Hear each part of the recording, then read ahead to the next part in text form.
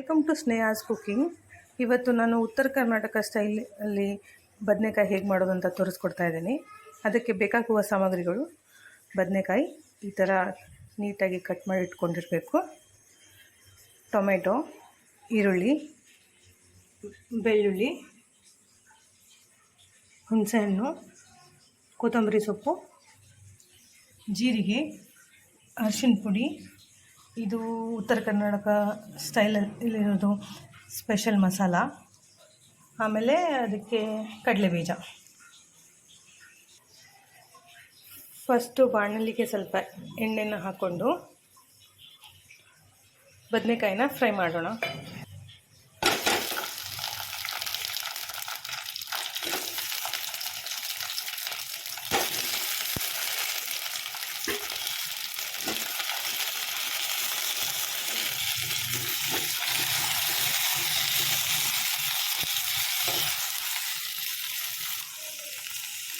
ಈ ಥರ ಸ್ವಲ್ಪ ಕಲರ್ ಚೇಂಜ್ ಆಗೋವರೆಗೂ ಚೆನ್ನಾಗಿ ಫ್ರೈ ಮಾಡ್ಕೋಬೇಕು. ಈ ಥರ ಆಗಿದೆ. ಇವಾಗ ಇದನ್ನು ತೆಕ್ಕೊಳ್ಳೋಣ. ಇವಾಗ ಅದಕ್ಕೆ ಮಸಾಲೆನ ರೆಡಿ ಮಾಡ್ಕೊಳ್ಳೋಣ. ಸ್ವಲ್ಪ ಎಣ್ಣೆ ಹಾಕಿ ಇದಕ್ಕೆ ಇವಾಗ ಈರುಳ್ಳಿ, ಟೊಮೆಟೊ ಎಲ್ಲನೂ ಹಾಕ್ಕೊಳ್ಳೋಣ. ಎಣ್ಣೆ ಕಾದಿದೆ. ಇವಾಗ ಕಡಲೆ ಬೀಜ ಹಾಕೊಂಡು ಫ್ರೈ ಮಾಡ್ಕೊಳ್ಳೋಣ. ಸ್ವಲ್ಪ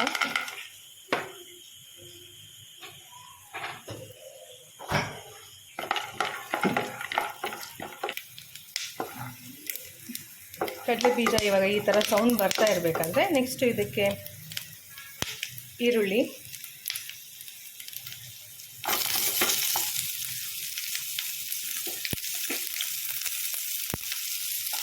ಹಾಕ್ಕೊಂಡು ಸ್ವಲ್ಪ ಫ್ರೈ ಮಾಡಿ.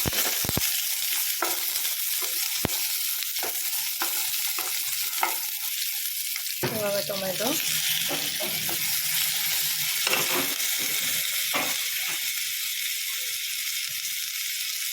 ಬೆಳ್ಳುಳ್ಳಿ ಎಲ್ಲನೂ ಒಟ್ಟಿಗೆ ಹಾಕ್ಕೊಂಡು ಫ್ರೈ ಮಾಡೋದು ಕೂಡ ಚೆನ್ನಾಗಿರುತ್ತೆ. ಆಮೇಲೆ ಅದಕ್ಕೆ ಸ್ವಲ್ಪ ಹುಣಸೆಹಣ್ಣು,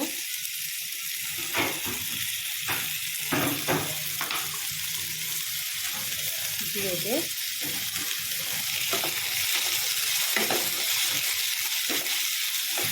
ಹಾಕ್ಕೊಂಡು ಚೆನ್ನಾಗಿ ಫ್ರೈ ಮಾಡಬೇಕು. ಇದು ಚೆನ್ನಾಗಿ ಬೆಂದ ತಕ್ಷಣ ಅದಕ್ಕೆ ಉಪ್ಪು, ಸ್ವಲ್ಪ ಹಿಂಗನ್ನು ಹಾಕೊಳ್ಳೋಣ. ಇದಕ್ಕೆ ಇವಾಗ ರುಚಿಗೆ ತಕ್ಕಷ್ಟು ಉಪ್ಪು, ಆಮೇಲೆ ಸ್ವಲ್ಪ ಬೆಲ್ಲ ಹಾಕೊಳ್ಳೋಣ. ಯಾಕಂದರೆ ಹುಣಸೆಹಣ್ಣು ಹಾಕಿದ್ದೀವಲ್ಲ ಅದಕ್ಕೋಸ್ಕರ. ಸ್ವಲ್ಪ ಅರಿಶಿನ, ಆಮೇಲೆ ಸ್ವಲ್ಪ ಮಸಾಲ, ಸ್ಪೆಷಲ್ ಮಸಾಲ ಸ್ವಲ್ಪನೇ ಹಾಕೋತಾ ಇದ್ದೀನಿ. ನಮ್ಮ ಮನೇಲಿ ಮಕ್ಕಳಿರೋದ್ರಿಂದ ಸ್ವಲ್ಪ ಹಾಕ್ತಾಯಿದ್ದೀನಿ. ನಿಮಗೆ ಎಷ್ಟು ಬೇಕೋ ಅಷ್ಟು ಹಾಕ್ಕೊಳ್ಳಿ. ಇವಾಗ ಇದು ಮಸಾಲ ರೆಡಿ ಆಗಿದೆ. ಇದನ್ನು ಗ್ರೈಂಡ್ ಮಾಡ್ಕೊಳ್ಳೋಣ. ಇದನ್ನು ಇವಾಗ ಸ್ವಲ್ಪ ತಣ್ಣಗಾದ್ಮೇಲೆ ಗ್ರೈಂಡ್ ಮಾಡ್ಕೊಳ್ಳೋಣ.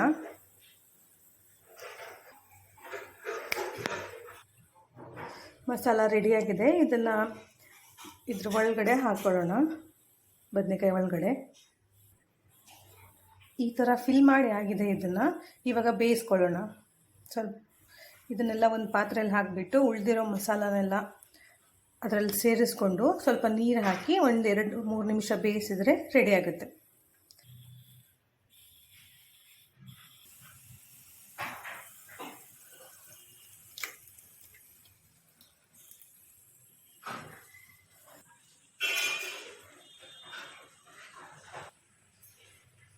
ಇದನ್ನು ಇವಾಗ ಕ್ಲೋಸ್ ಮಾಡಿ 1-2-3 ನಿಮಿಷ ಬೇಯಿಸ್ಕೊಳ್ಳೋಣ. ರೆಡಿ ಆಗಿದೆ. ಇವಾಗ 1-2 ನಿಮಿಷ ಆದಮೇಲೆ ಫುಲ್ ಈ ಥರ ಗಟ್ಟಿ ಆಗೋವರೆಗೂ ಬೇಯಿಸ್ಕೋಬೇಕು. ಇದನ್ನು ಇವಾಗ ಸರ್ವಿಂಗ್ ಬೌಲಿಗೆ ಹಾಕ್ಕೊಳ್ಳೋಣ. ಈ ಥರ ಆಗಿದೆ. ಇದು ಸ್ವಲ್ಪ ನೀರೆಲ್ಲ ಹೋಗಿ ಗಟ್ಟಿ ಆಗೋವರೆಗೂ ಬೇಯಿಸ್ಕೋಬೇಕು. ಇದನ್ನು ಇವಾಗ ಸರ್ವಿಂಗ್ ಬೌಲ್ಗೆ ಹಾಕ್ಕೊಳ್ಳೋಣ.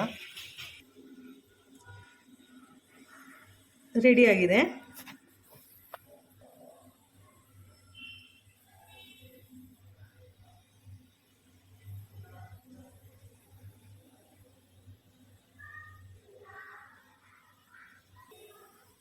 Thanks for watching. Please subscribe my channel. Thank you.